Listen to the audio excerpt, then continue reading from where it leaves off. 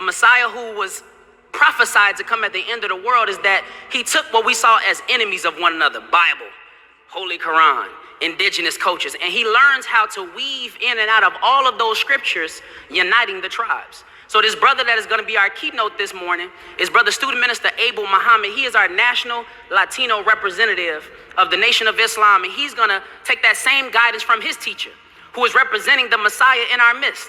And he's going to walk through the prophecies of the indigenous cultures, walk through the prophecies of the Bible, walk through the prophecies of the Holy Quran, and show you how we are all really just brothers and sisters of one another.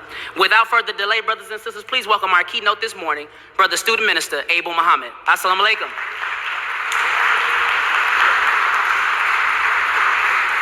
All praise is due to Allah.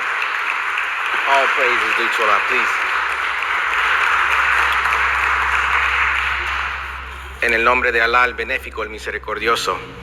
In the name of Allah, the beneficent, the merciful. I bear witness there is no God but Allah, who we believe appeared to us in the person of Master Fard Muhammad.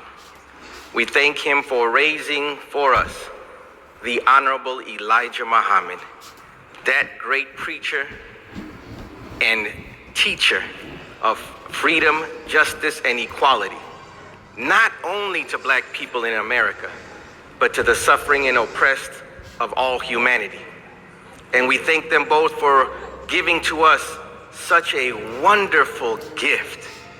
A man who is not just beautiful to behold his physical presence, but the physical presence is just a reflection of the internal beauty of the heart and the mind of the Honorable Minister Louis Farrakhan. We thank Allah for these wonderful servants of his, and we greet you this morning in the greeting words of peace, which we say in the Arabic language.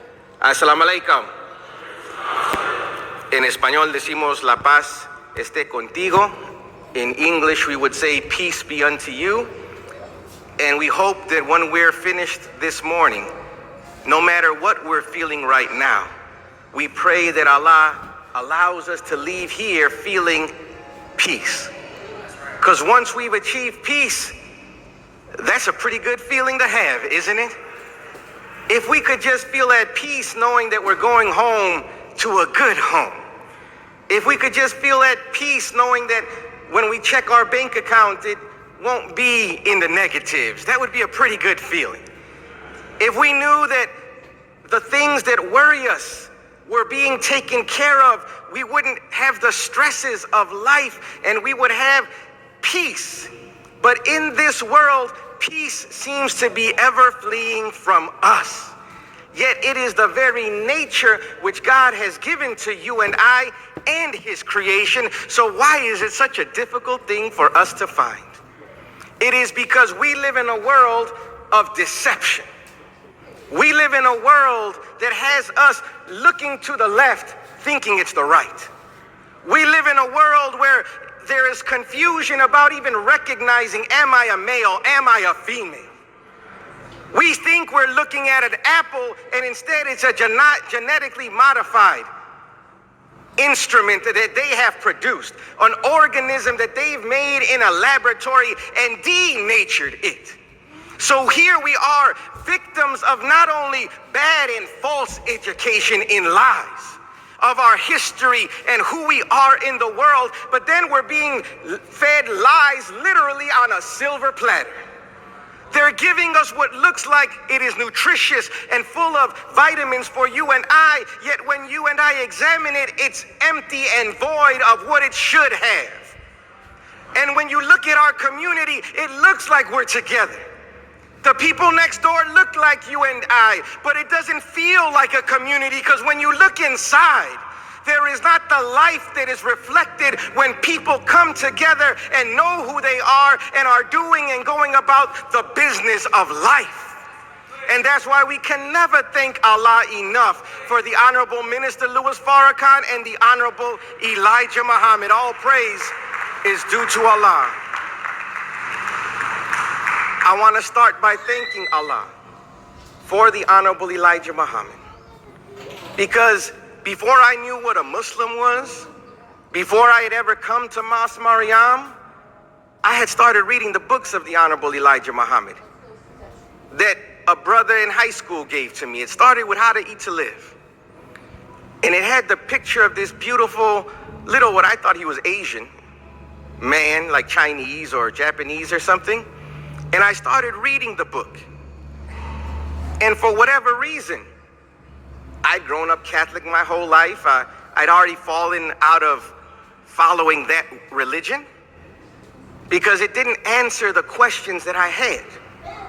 So I had started a journey in search of not a new religion. I didn't want a new religion. I wanted the truth. And when I started reading How to Eat to Live, for whatever reason, even though the book said all throughout it, black, and he was referring to a man as God named Master Fard Muhammad, I didn't know who that was. I didn't see myself as black, but for whatever reason, that book resonated with me. And I started following, there it is right there, that wonderful book. I started following what he instructed us to do in that book. And what he said would happen started to happen. I started having more energy and not sleeping till 9 and 10 and 11 o'clock in the afternoon.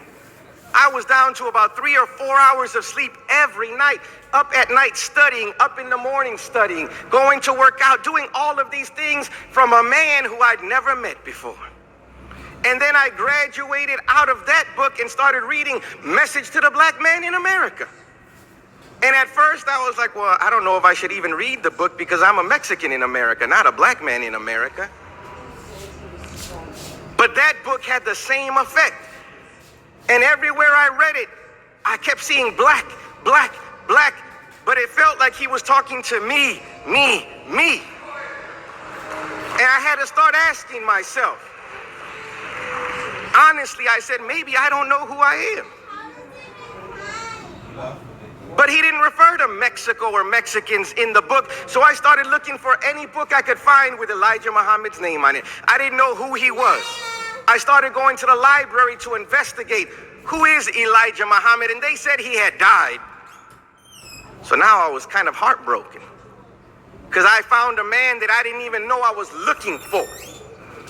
And I had questions because I wanted to know, does the message to the black man also refer to Mexicans? Because if it doesn't, how come that message sounds like it's tailor-made for me and my people in Mexico too?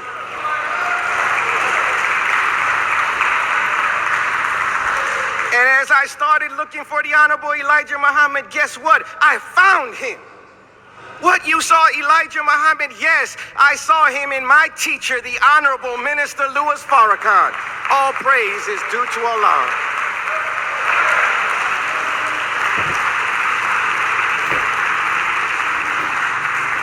I had questions, like many of you may have who are Latino or come from Latin American backgrounds or don't quite see yourself as just black, quote unquote.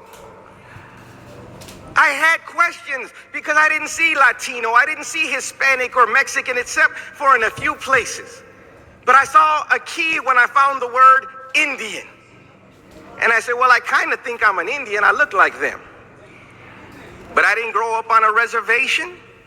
No one ever told me my tribe. So even that felt distant to me.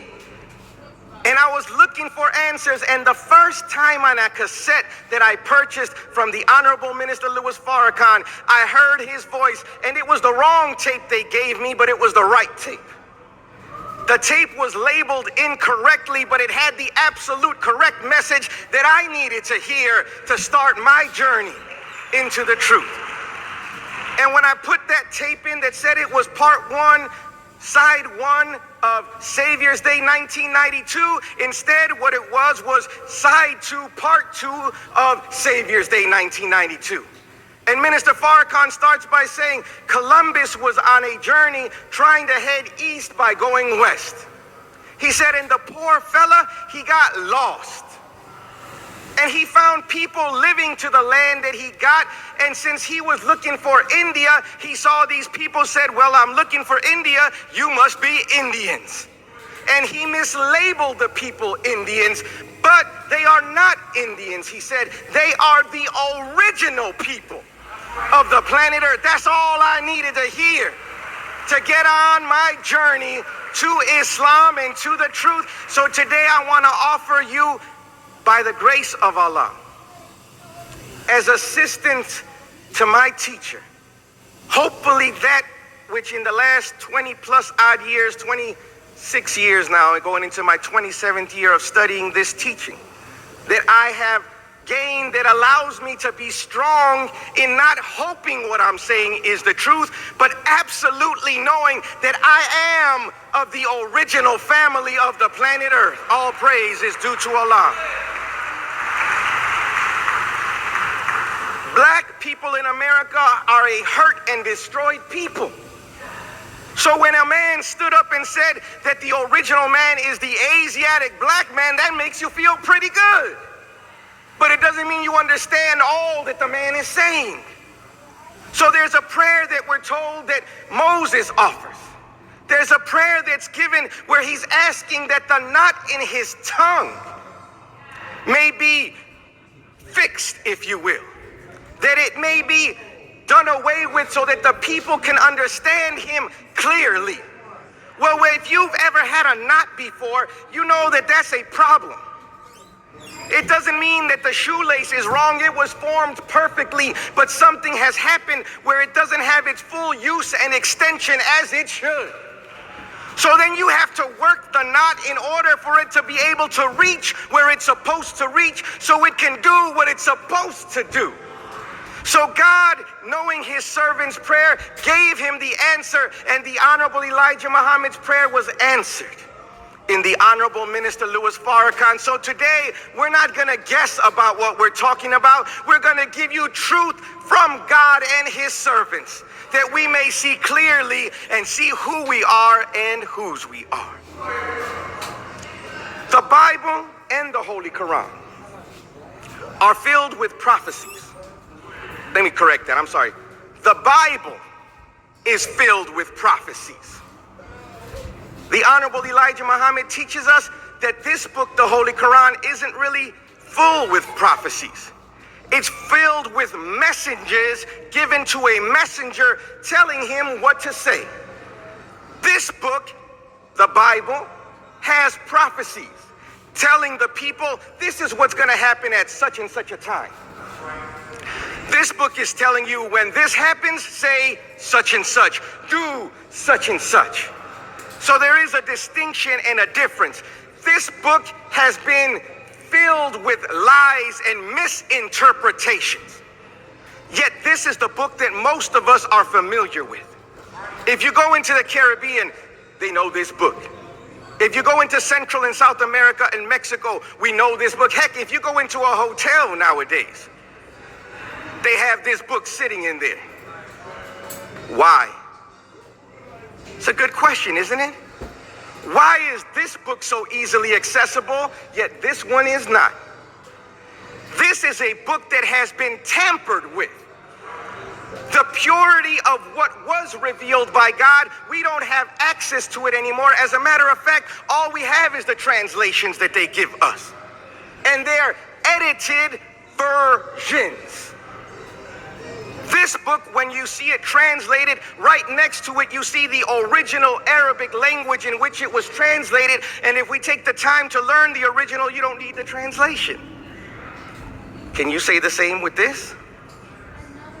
This book limits us because it is designed to limit your and my understanding of the most important of all truths.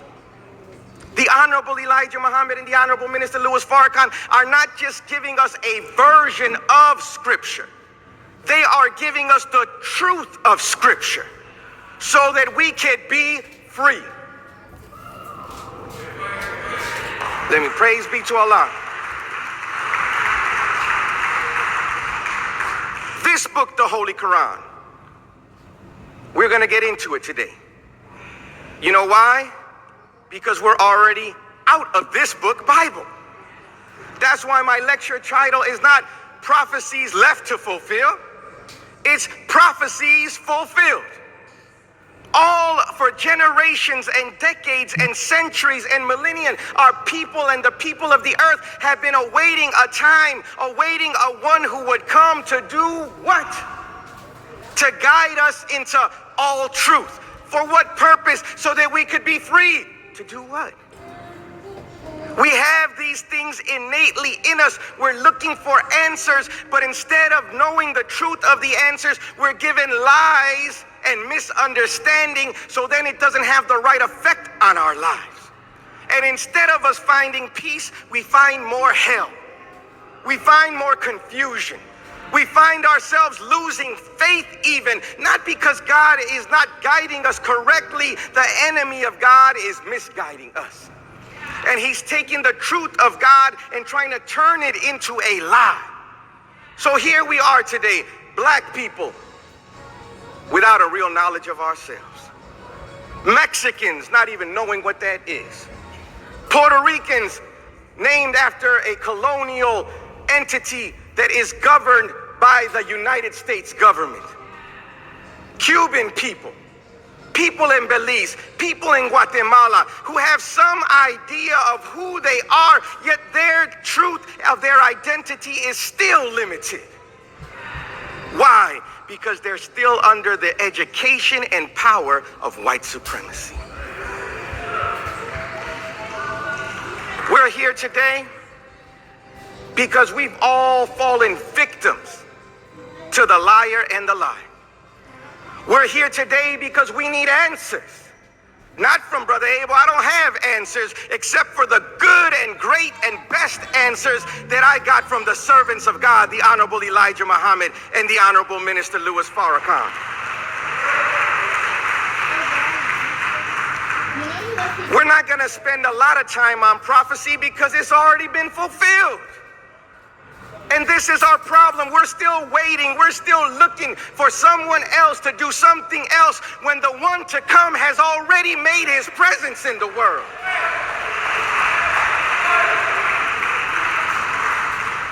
So now we're out of time.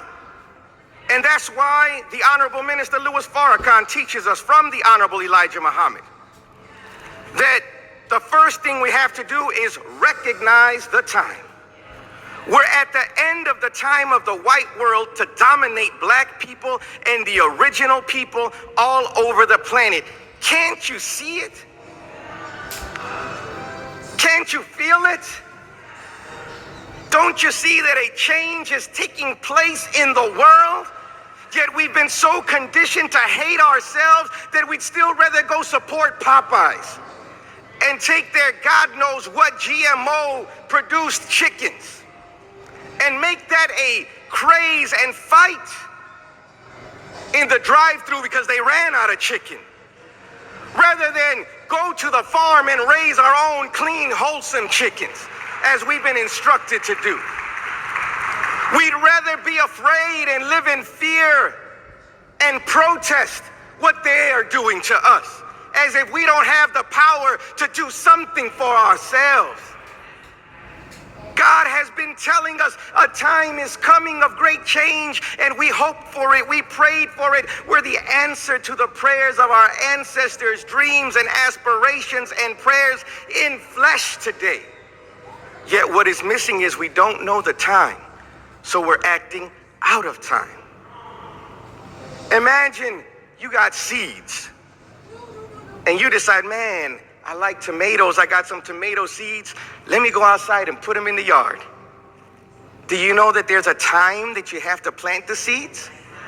You can't just plant them because you got them. Because if it's January and you go outside in Chicago with those same seeds, you and I won't get the fruit that we should because we didn't know the time and what must be done to get a good tomato to grow. It's not the seed's fault. It's not the tomatoes' fault, it's the farmer's fault. Now, if you know the time and you have the seeds, but you know you should plant in about April or May and you wait till August, you still won't get the right crop. Because now you've waited too long and you won't get the yield that you should have had you acted in time. So the time is very important. And as long as we think that we're still waiting on prophecy to be fulfilled, then we're acting like a people in yesterday and not recognizing the reality of today. God says to us that he sends in the Holy Quran prophets and messengers to every town and every city and every people. Because God is just and he gives guidance to all people. So some of us were introduced to that guidance through the Bible, most of us. Some of us were introduced to that guidance in history through the Holy Quran. But some of us didn't have either of those books at first. Some of us had the oral traditions of our indigenous people. Now, what's interesting is when you've learned the truth of the scriptures and the prophecies and the fulfillment of prophecy as taught by the Honorable Elijah Muhammad, it gives you the ability to see into everyone else's narratives, myths, stories, and prophecies and see how they're all connected in actually just one story. One story from different perspectives, expressed in different language from a different cultural expression, but they're not different. So from the Quranic tradition, there's the expectation, or the Muslim tradition, there's the expectation of one called Mahdi, and also the prophecy of Messiah. From the Jewish tradition, in what is called the Torah, there is the expectation of Messiah. From the Christian perspective, there's the expectation of Messiah, Christ. We didn't know those names in North America. The Aztecs didn't have Christ as a title. They didn't have Messiah or Mahdi because they didn't speak Arabic necessarily. But they spoke a language, and do you think God would not give them guidance too of an expected one that the rest of the world is expecting? We were given the name Quetzalcoatl. Now that sounds strange to you because you don't know the language. Same way your brothers hear you say God, and if they don't know English, it sounds strange to them. If you don't know Arabic, Mahdi sounds strange to you. If you don't know Hebrew, Messiah or Messiah sounds strange to you and I. All of this confusion is based on our ignorance and lack of knowledge, which does not allow us to go past the surface and seek understanding. Listen to the story of Quetzalcoatl, Kukulkan. One tradition calls him Quetzalcoatl in one language from one group of tribes. In another group of tribes, they call him Kukulkan. Same figure. But imagine if we don't have understanding, we could read the same stories and argue with one another. Saying, nah, man, his name is Christ. Forget you, his name is Kukulkan. Forget you, he's Messiah. I don't know, you're crazy. And we don't pay attention when you look at the story and say, wait a second, that's the same man. The description is the same. The work is the same. The fulfillment is the same. And the people that he comes to is the same. It says that, as you read of in the Bible, there's a story of a Christ figure that's born of a virgin. Is that right? We won't argue about that right now. We just want to see if it makes sense. In the Quran, it says that Jesus, the son of Mary, is the Messiah. You know, Arabs didn't use the word Jesus, though, because that does not exist, that language. But in the English translation, it says Jesus, the son of Mary, is the Messiah. But in Arabic, the word would be Isa, not Jesus. Because the letter J is a newer letter that didn't even exist at the time of these revelations. So here we are arguing about terms and languages that don't even apply to us because we predate the language that had the name Jesus it translated into.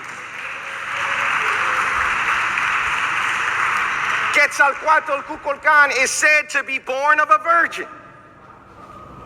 They say there's a duality to him. In some of the glyphs, he's black. In other ones, he's white. And the scholars and anthropologists don't understand if it's one person or two people because of the two, one being white, one being black. They don't understand if he's a real person from history or he's a prophetic figure of the future. They don't understand what and where and exactly what time frame he comes in because they're confused about the time in which he either lived or was prophesied to come. Now we know and can understand deeper into what the anthropologists don't understand and know. because their perspective is limited and skewed by their white supremacist education that does not permit them to see past Caucasian people as the root of civilization, which is a lie. So now the basis of all their science and history is false because it's based on a false premise. Yet here we are, Negroes and Latinos, arguing about who's better, who's worse, when we both catch hell from the same enemy. Both miseducated by the same enemy. So Quetzalcoatl Cuculcan is born with these two sides, black and white. He represents both mercy and war. He represents a duality which cannot be understood from their limited perspective. The Honorable Minister Louis Farrakhan teaches us of the Mahdi and the Messiah figure. The prophecies of the Mahdi say that he comes to break the cross. I know if you're a Christian, don't get excited. It doesn't mean that they're going to go into church and break the cross. The cross represents, the Honorable Minister Louis Farrakhan teaches us, a duality. It represents the divinity in human being, and it also represents the carnal, lower nature, the animalistic nature in man. When Mahdi is present, when the Christ is present, that duality, that struggle is conquered and obliterated by the presence of his divine guidance and teaching, because it removes from us the inability to conquer the carnal side of ourselves. It allows us to master the carnal side and grow up out of that carnal side up into divinity. This is what the duality of Quetzalcoatl represents. It represents the duality of him not just breaking the spiritual and psychological turmoil that goes on in humanity, but it also means that he's made from both people, the black and the white people of the planet. Why? We're going to get into that in a second. The whole of what we call Latin America today is a mixed people. It's people who, I'm darker than a lot of them. Most of them are lighter. That doesn't make them not of your people. I want you to just stay with me for just a second. All of our life, we were taught that a savior was coming that didn't look like us. They mispainted him and misinterpreted him as a Caucasian person, so that you and I would always look up to Caucasian people as the answer to our prayers and look down on anyone who looked like us. And especially if they were darker than us, God forbid. There's no divinity in Afrocentric people, or no divinity in black people, or divinity in real indigenous dark-skinned people, because we've been made to reject and think of self as lesser than what we really are. These prophecies that have now been fulfilled are put in such a way that with the right knowledge, it ignites and turns on in us understanding and lights and opens our eyes so that we can see out of the darkness of lies and recognize not only who we are, but who our family is on the planet Earth. All of our life, you've been taught that them Mexicans is weird. They don't sound like you. They don't live like you. They don't talk like you. They don't worship like you. And we've been taught the same thing about black people in America. We've been taught that there's some funny people. Can't trust black people. Who taught us that? We're taught black people are lazy. And you're taught Mexicans are lazy. That's why you have that image of a man laying under a tree with a sombrero. It's a culture that you're taught is always taking siestas, always taking breaks. Yeah, we're the hardest working people on the planet. They use us to build their civilization. They teach us you can't trust black people. You can't you can't trust Mexicans or native people. They call it being an Indian giver. When you give somebody something and then take it back. Why an Indian giver? We gave them knowledge of how to live in this hemisphere, and they never gave us anything back but hell and hard times. Where is the Indian giving in that? See, they have us colored in their view of us and not the reality of us. They tell you, oh, those people in the Amazon, all them tribes, they're cannibals. And what did they say? They went into Africa and found you doing what? With bones in your noses, eating people. That's interesting. We don't have no history of that.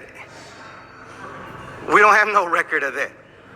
Well, yeah, no, the anthropologists said that they used to throw people off the pyramids. White anthropologists who came and killed all of the inhabitants and burned their books are now going to interpret what they did. And of course, they're going to tell you the truth. Right. The truth that would condemn them, never. So they have us tainted and colored in our understanding. Why are you focusing on this, Brother Abel? Because until we get under the lie, we can't uproot it. That weed will stick with us.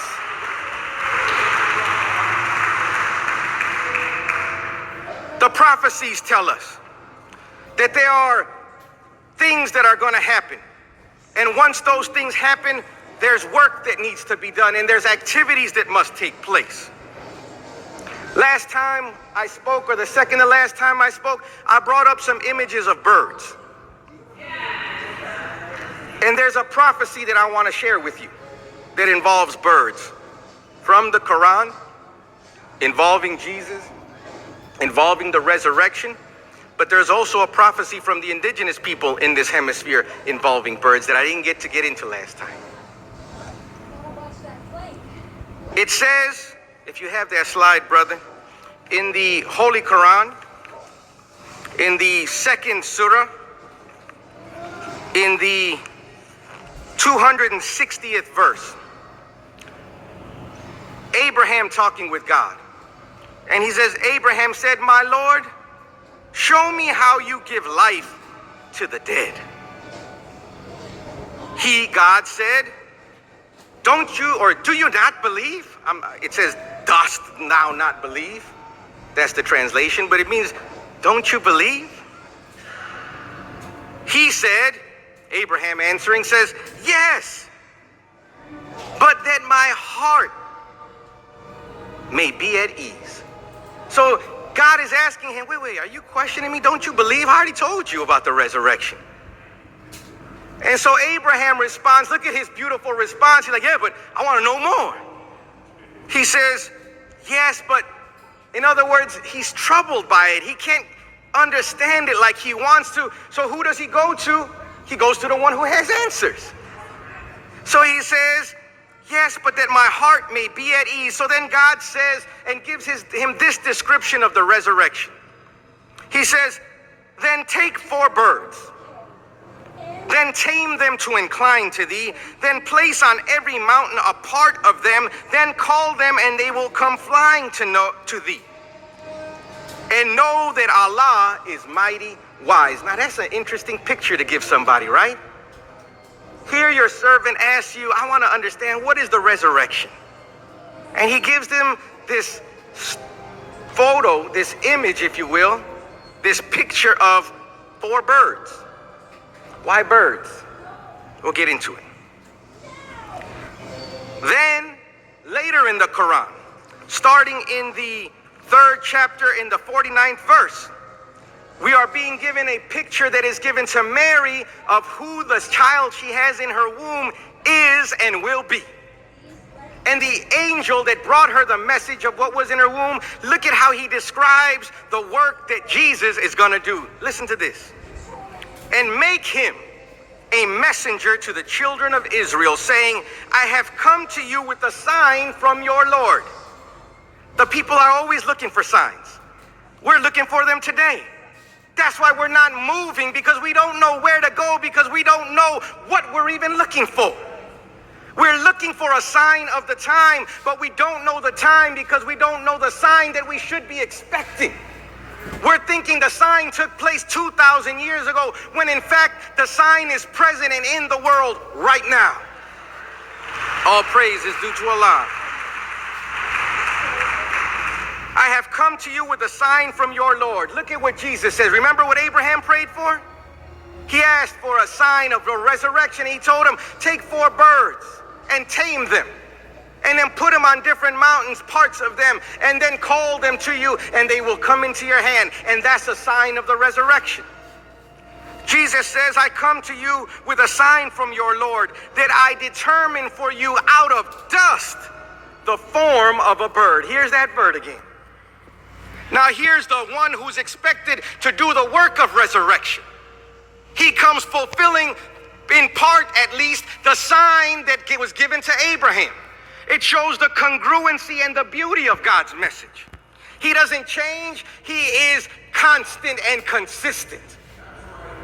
He says he will form out of dust the form of a bird. Then I will breathe into it, and it becomes a bird with Allah's permission.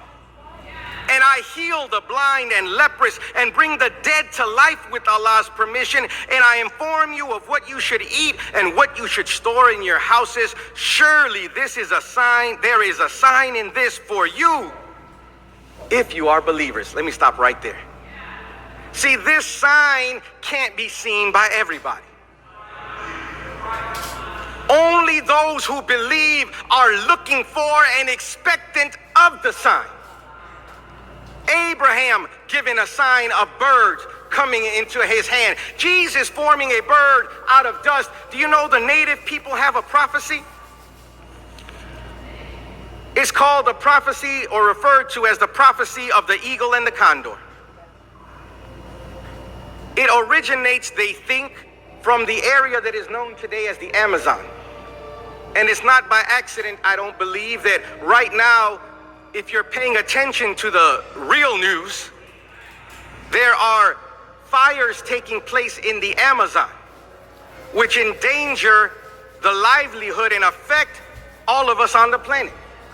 The Amazon rainforest is by many referred to as the lungs of the planet, because it is in the Amazon that much of what is produced because of the forestry there allows us to have clean air.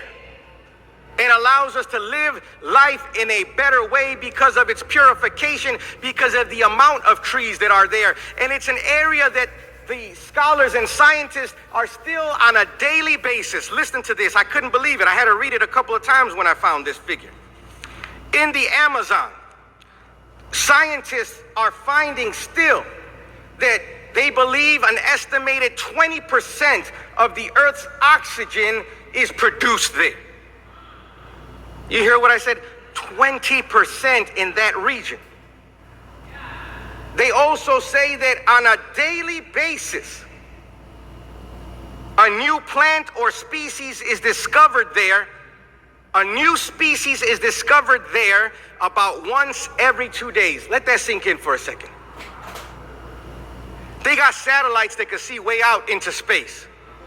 Yet right here in the Amazon, about every 2 days, they're discovering a new species of plants or animals that scientists had never seen before. Let that sink in what that means. There's 365 days in a year. That means every year about 180 new species of plant or animal is discovered. That's not a new animal, it's new to white people.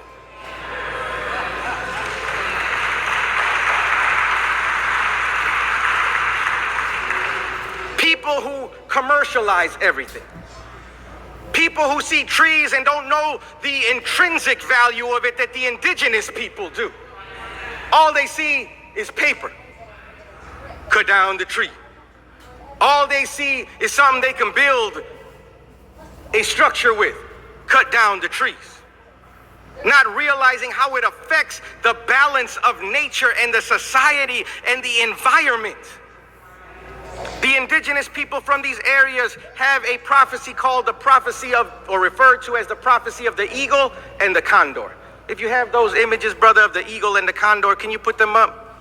I don't know how many of you have ever really seen a condor or an eagle. They are huge.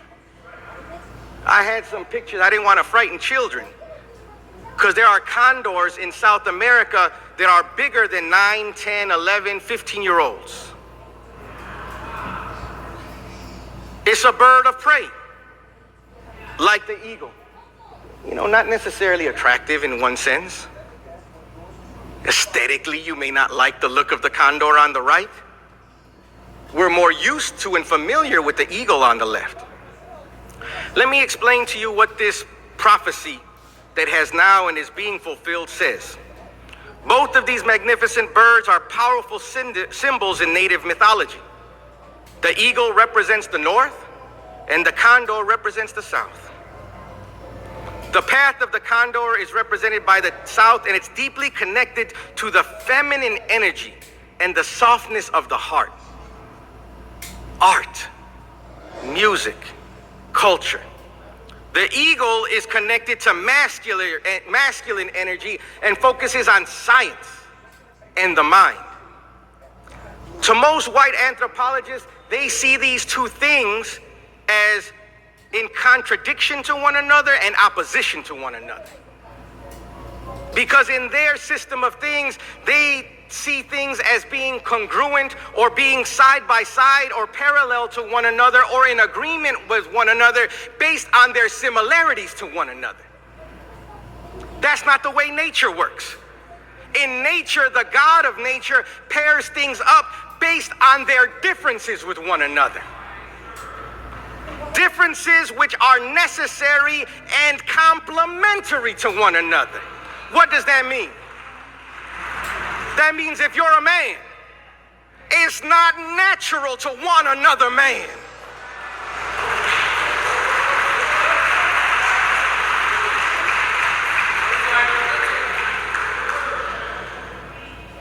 I'm sorry if that hurt your feelings. Even if you want him, you can't do with another man or with another woman what nature dictates that you do with them, which is to reproduce. So the very nature of the world does not coincide with that unnatural desire that is fostered and fed and bred by a world based on lies and falsehood. So they now have to try to implement it into the school system to try to make you start rationalizing unnatural behavior. Why? So that your mind will still start trying to make fit in what doesn't fit. These two natures, and that's why we can't follow white anthropologists or historians' perspective on any of our history, because it's limited and skewed with a bias towards them and their misunderstandings. So they're going to give us their version of the truth. The condor is considered a sacred animal.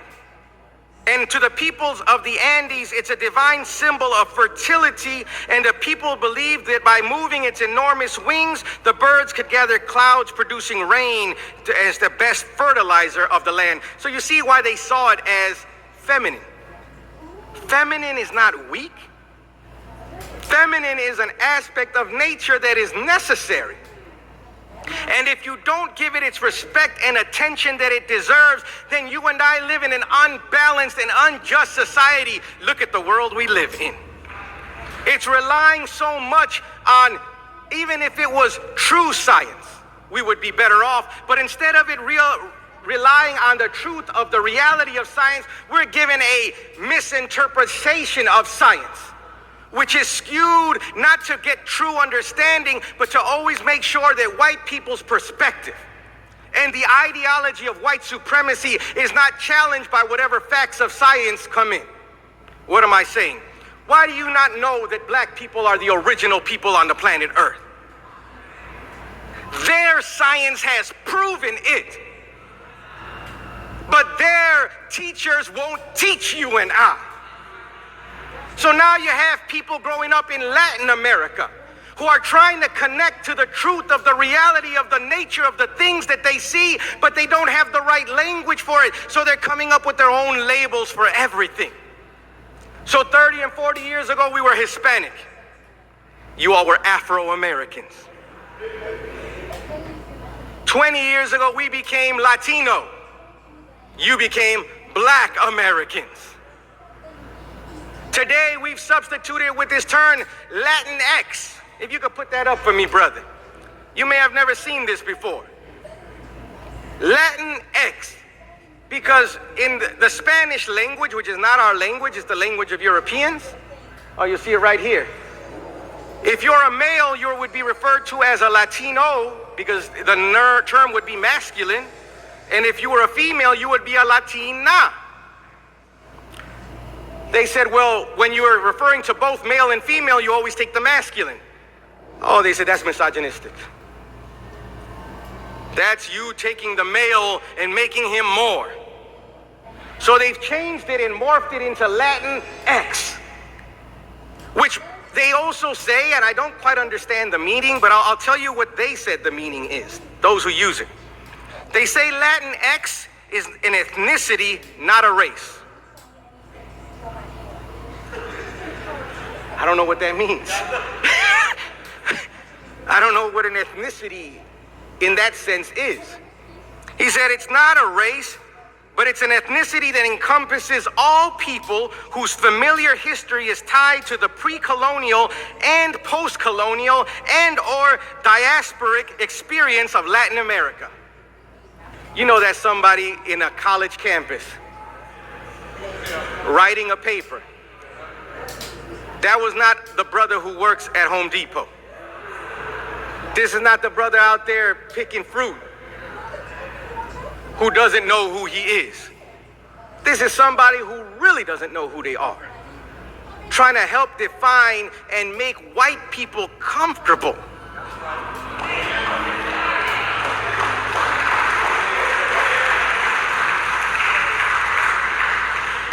It means that all people born in Latin America and people descended from people born in Latin America have a right to the label Latinx. What does that mean?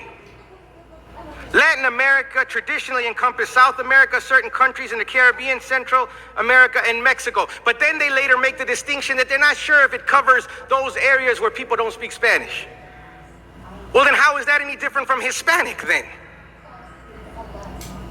It says, are people beginning to awaken because of the time, but rejecting right guidance?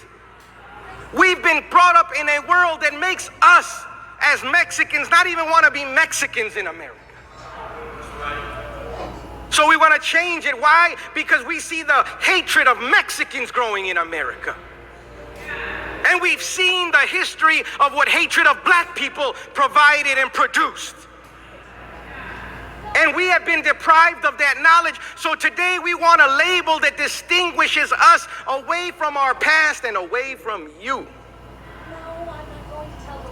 Not because that's what's in our heart, but that's what's in the mind of mimetic Mexicans, mimetic Latinos, mimetic indigenous people who are white people with blonde hair and red hair and blue eyes and green eyes who've moved into Mexico. They moved into Puerto Rico. They grew up with us. They speak the language, they sing the songs, but their allegiance and their loyalty is not to the dark people of Mexico. Their allegiance is to their white supremacist and white nationalist brethren. And they'll use us. The prophecy of the eagle and the condor tells us that the people who were once one people would split. One group following the eagle to the north, and the other following the condor to the south. And for many years they would be separated. But after a time, an era would come, and the eagle and the condor would come together again. It says that the eagle and the condor prophecy brings together individuals and community. Thus, we can look at the eagle and the condor as two individual birds or two individual people that come together. Now, here's a people that never read the Quran. Here's a people that never read the Bible. Yet their sign of our unity as a people is two birds coming together. Abraham's sign, 4 birds on 4 mountains coming together. Jesus says, I bring you a sign. I'll make a bird. The 4 birds are the tribes that already exist, the indigenous people that have some idea of who they are. But there's a lost tribe that is like dust, that Jesus appears amongst them, and they're not even birds yet. They're just dust, but Jesus makes them a bird. That is you, black man and woman of America. All praise is due to Allah. But that's not the end of the story. The Jesus brings the bird, and then he goes and starts doing some more stuff, and it's good stuff. He said after he forms the bird and breathes life into him by Allah's permission, a nation rises up. A people stand up. And then he goes around and he starts giving sight to the blind. That's different from the work of the bird. He gives hearing to the deaf, and he raises the dead to life. The people in Mexico are dead and waiting for a call. The people in Puerto Rico are dead and waiting for a call, blind to the knowledge of ourselves and the time in which we live. That's why I love the black man and woman of America. Not because I see them as something so different from me, but I see you as the sign that as you have been given life, my people can have life too. As your people were destroyed, my people are destroyed too. As our people were divided, we can be united. But in order for that to happen, we have to understand the time and what we're looking at. We're looking at something happening right in our midst, and we don't know what we're looking at. You should never be afraid that you see Mexicans coming to Mas Marian. You should be overjoyed to know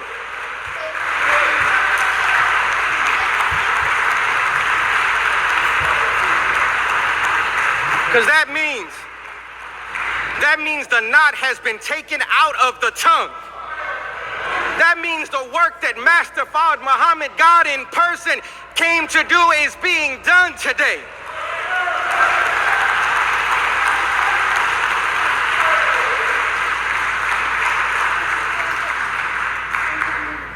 God has come. We don't need to keep going into prophecy. We're supposed to be looking at what we're supposed to do once the prophecy is fulfilled. And if you look at our condition, that's the problem today. We're still looking for one and have our eyes closed to the one that's in the midst of us. So we don't know how to talk to one another. We don't understand, the Mexicans not only took over our jobs, now they're taking over the mosque. We didn't do either of those two. If Mexicans are coming to the mosque, who came and got them? God himself has need of these. They're part of the promise.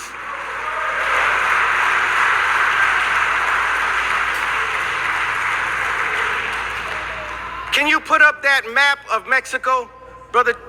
There's a map of Mexico. Either one works. These are lands. This is what Mexico looks like. Put up the other one with the green and yellow. There you go. Can I get that mic for a second? Hopefully can you all hear me? Can you, there we go. Here we have, this looks a little different than the map you're used to seeing, right? Can you all see it? This is what Mexico was prior to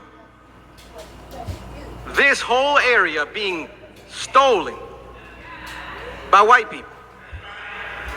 That might hurt somebody's feelings. Good, because they say the truth hurts. So sometimes we need the truth. I'm saying that jokingly. I don't want to hurt anyone's feelings. But we need to know the truth of how this became that other man. This wasn't, they gave Mexico some money, but it was an offer they couldn't refuse. This area here, which you see the outline of what is today Texas, right? This is what caused all of this to be taken from the Mexican people. Do you know why? White people started bringing slaves into Texas.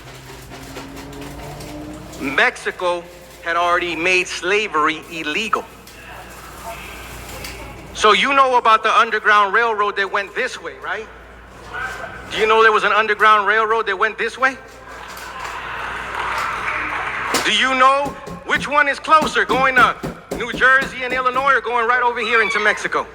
If you're in Mississippi, if you're in Louisiana. This was Mexico. And all black people had to do was get across the border. And Mexicans wouldn't extradite slaves back into slavery. Once your feet were on Mexican land, you were a free man. And you know what the Mexican government did? They promised you 40 acres and a mule and lied. The Mexican government gave those who came land right on the border to defend the Mexican territories. Because who's gonna fight harder than the freed slave to keep his freedom? So there were buffalo soldiers. There were buffalo soldiers on both sides of the border. Look at what they did then. They sent black people in to fight other black people. One to uphold slavery, one to uphold freedom. That same border, these are Apache territories. They started taking the land from the Apache people. And when they cut up that country, it didn't matter that we were from the same tribe of Apache. Now you were on that land that they stole. Past that imaginary line, and I'm on this side, and guess what? Now you have to fight your Apache brother. Then they started deporting Apaches. I want you to listen to this. There were Apaches here. They're the natives to their land. They deported them to Cuba. Think about this. Destabilizing the fierce warriors that were there fighting to keep the land from the gringos, from what the natives call wasichus. Why? Because this is the native land of the original people. But don't worry, because this has a good story. It's a good end to the story. Because we've already been told the prophecy and it's being fulfilled. The Honorable Elijah Muhammad and the Honorable Minister Louis Farrakhan had taught us that all of the lands that were stolen from the Mexican people would go back into the hands of the Mexican people. That's justice. I was blessed to meet with Reyes Lopez Tijerina. Most of you don't know who that man is or his name. He is one of what is considered the four horsemen of the Chicano or La Raza movement. And do you know that he lived with the Honorable Elijah Muhammad? Nope. Chicanos don't know that. Mexicans don't know that. He's a man who in this area of what's called New Mexico today, he was a student and researcher, and he started studying the land grant movement. And he realized that the lands that were taken by Mexico were being stolen and kept from the native people that were supposed to go back into their hands. So he decided in New Mexico that since that was an illegal presence in government, he was going to go arrest the judge and the sheriff and everybody else. That ain't an ordinary man to decide. You heard of the Wild Wild West. I'm not talking about 200 years ago. I'm talking about 1960. He went in, him and a couple of his partners, and they trained up and they got some shotguns and they went in and arrested the sheriff. It didn't quite work out the way they were hoping. And after a long shootout, he was arrested. I was blessed to meet him. And he told me that when he got out of prison, his brother, his blood brother, knew the Honorable Elijah Muhammad, and that the Honorable Elijah Muhammad wanted to see him. And he said he was very nervous because he thought he had done something to upset the Honorable Elijah Muhammad. He said, and when he got to see the Honorable Elijah Muhammad, he was waiting for him, and he was nervous, and he stood up, and he said when the Honorable Elijah Muhammad came in the room, he bounded in the room, gave him a big hug, and said, "Good job, good job."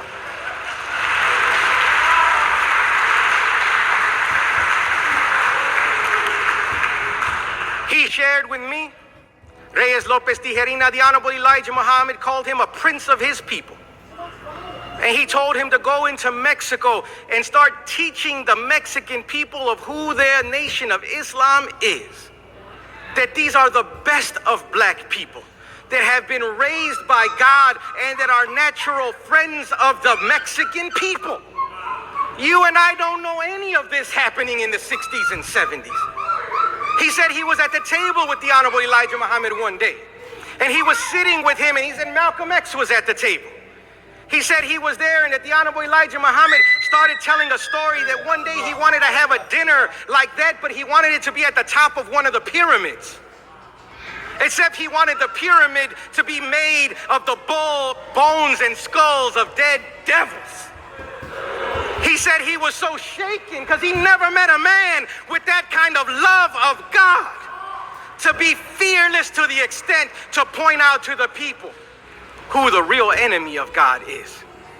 He said, oh my God, that he was shown a map of what the country would look like.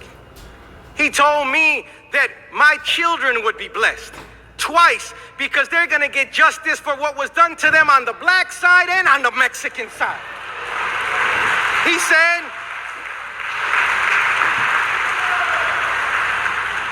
he named his daughter Ira de Allah. That means the wrath of Allah. After he met with the Honorable Elijah Muhammad, what kind of man has God made for you and I in the Honorable Elijah Muhammad and the Honorable Minister Louis Farrakhan?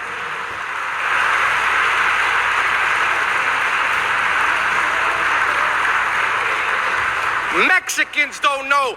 Black people don't know. And because of our ignorance, we are enemies of one another in ignorance. Always looking around asking what they ever done for us. We've done everything for one another. We're alive today because of one another. The natives in Florida that took you in. The brothers in Mexico that took you in. And they will take you in today if you and I recognize the time and what must be done. There's a second brother I was blessed to meet. Oh, Allah, help me to get this one out. I wasn't planning on sharing this today. 4 horsemen of the Chicano movement. I was blessed to meet the second brother who's alive. Gutierrez. Jose Antonio Luis Gutierrez. Jose Luis Antonio Gutierrez. Who I have him, he was fierce. And he said our problem is we won't recognize who the devil is, the white man. He didn't make that up. You know who he got it from. I was blessed to meet with him at Reyes Lopez Tijerina's funeral. I started talking to him. You know where he became enlightened and became a fighter for justice? He said he was about 14 years old traveling through Chicago. And he saw banners all over the place that there was a Muslim convention taking place. And he went and sat down and Malcolm X was talking and bringing up the Honorable Elijah Muhammad. It was the Honorable Elijah Muhammad who gave us 2 at least of the so-called 4 horsemen of the Chicano and La Raza movement. He awakened them.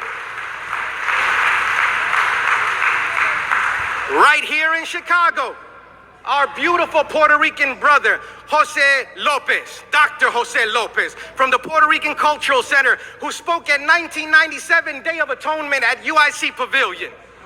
Go and watch that video. See, we need to know our history today. That beautiful brother, I've known him for years, and he shared with me that as a young boy at 12 and 13 years old, right in Humboldt Park in the Puerto Rican community, you know how he became enlightened and awakened? He said there was a black FOI that happened to speak Spanish in the 1960s, late 1960s, early 1970s, that would go into the Humboldt Park with the Muhammad Speaks newspaper. And he found Jose and his brother, Oscar, and started giving them the paper and saying, I'll be back on Saturday and we're going to talk about this article right here. And he said it was reading the articles of Malcolm X and the Honorable Elijah Muhammad that made him become an advocate for the independence of the Puerto Rican people. How come we don't know this? We don't know it because the enemy keeps it from us. And us in our ignorance, we keep spreading the division, spreading the ignorance because we won't sit and talk to one another. That's why I thank Allah for the Honorable Minister Louis Farrakhan. It is his example. His example allows us to see ourselves as we are. I don't feel threatened in a room of nothing but black people. Why? Because I've been taught the truth of who you are. You're looking at a Mexican. Those Mexican brothers, Latino brothers and sisters who are here or watching us, you're looking and listening to one of your own. And you've been listening and you found a level of agreement because what we've been given by our teacher, the Honorable Elijah Muhammad, is the basis of our agreement, which is the truth. This isn't emotional for you and I just to feel good about ourselves and then go back out ignorant. No, we have the information. We have the knowledge. What's missing is we're not acting on the knowledge.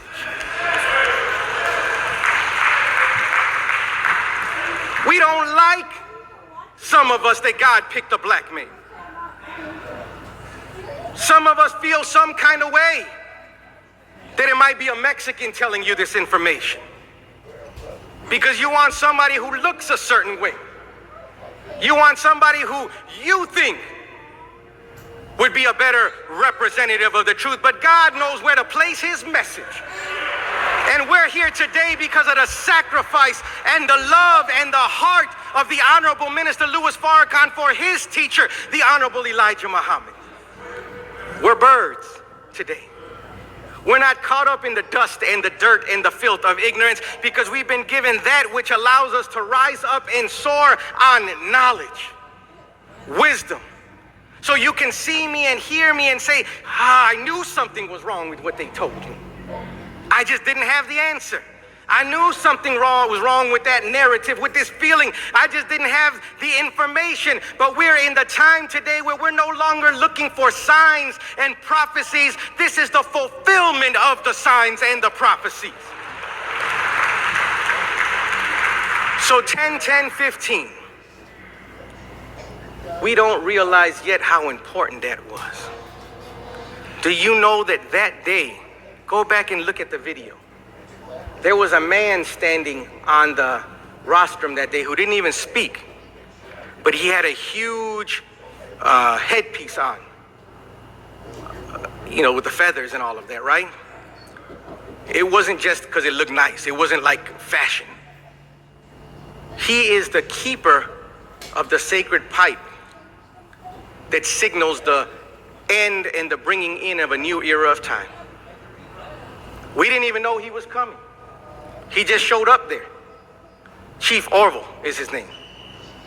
And he's the keeper of the sacred pipe, which in their tradition is the prophecy of the unity and the coming together of the people in the beginning of a new era of time. Why did he come to 10-10-15?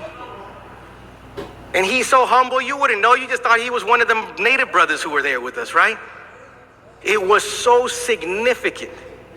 That image goes all over the world because he comes from those same people that have the histories of people like Crazy Horse, people like Sitting Bull, people like Black Elk that you don't know, but that the native people do. You don't know their traditions, but when you hear them, you're going to see how they match right up and synchronize and complement what we've already received, because what we've received is root knowledge. So we don't have to get lost today in that one's a Navajo, that one's an Aztec, that one's a Zulu, that one's a Maya, that one's a, Catholic, that one is a Methodist, that one's a Baptist, that one's a Sufi, that one's a Sunni. Labels of division. So God came and he gave us one description. He says, you're the original people. Think about that. I don't want to reject being original. I'm the original man.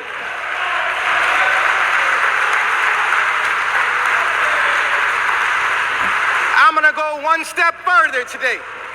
I'm not just an original man. I'm the Asiatic black man. Hold on.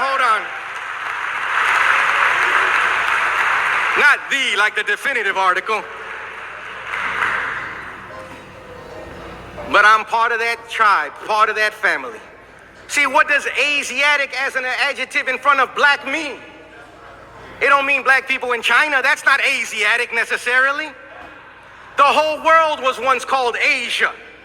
And we, being the original inhabitants, refer to ourselves as Asiatic. Please put up that map, the flag of Mexico. I'll finally get to it today and close out. The flag of Mexico, brother, if you could put that up. See, in our tradition, in Mexico, we're taught that that flag that you see, if you can put it up, there you go. It has great symbolism and meaning. There you see that bird again, right? Now this is an image that the native people were looking for. And it was a prophecy and a vision that was had that let their chief know that when they saw this, an eagle eating a snake on a cactus in the wilderness, this should be the place that they settled as their homeland. Now it's interesting that there aren't really eagles in this part of the world that eat snakes, and especially in Central and South America. Most of those eagle-eating or serpent-eating eagles, you know where they're found? Africa, believe it or not. Now, why would an Indian, so-called, in Central America get that vision? And that's where they established Mexico City, where it still exists today. It happens to be towards the central part of the country and the central part of the hemisphere.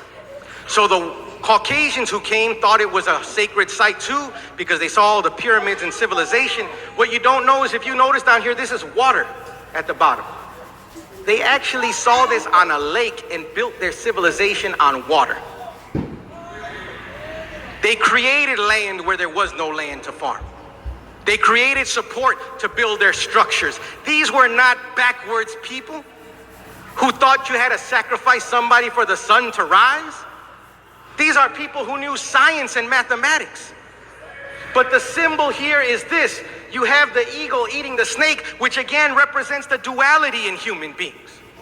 It represents the divinity of the eagle, which goes and soars to the heights of heaven. He soars higher than any bird. That's why he's seen as the most divine symbol to the native people.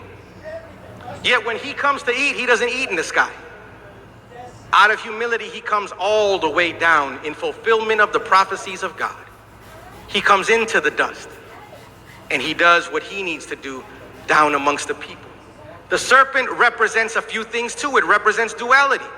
We grew up in a Christian society seeing the serpent as just evil, right? Garden of Eden. Then you got him as a dragon in Revelations. To the native people, there's a duality to the serpent too. The serpent represents resurrection and renewal, because the serpent is constantly shedding its old skin and becoming a new creature. However, there's an aspect of the serpent that has to be controlled. And so what you see the bird doing is controlling the other part of the nature of the human being. And he's ready to even kill it. Look at where he's positioned him. This is how the eagles of prey destroy snakes. They start by biting its head off. You didn't hear me.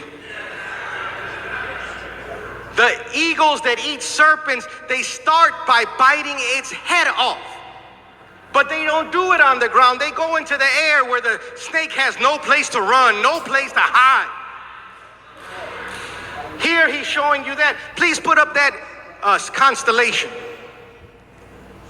This is older than a flag. That serpent is actually a constellation, the largest constellation in the sky. The serpent is called Hydra. And down here is what is called the constellation of Corvus, which is a bird. This is not a symbol of a couple of hundred years ago. This is a symbol of ancient times. And guess what I found? You're not going to believe this. This is the largest of the 88 constellations that is seen in the sky. It stretches across the sky on the clear nights in spring. It's the largest one.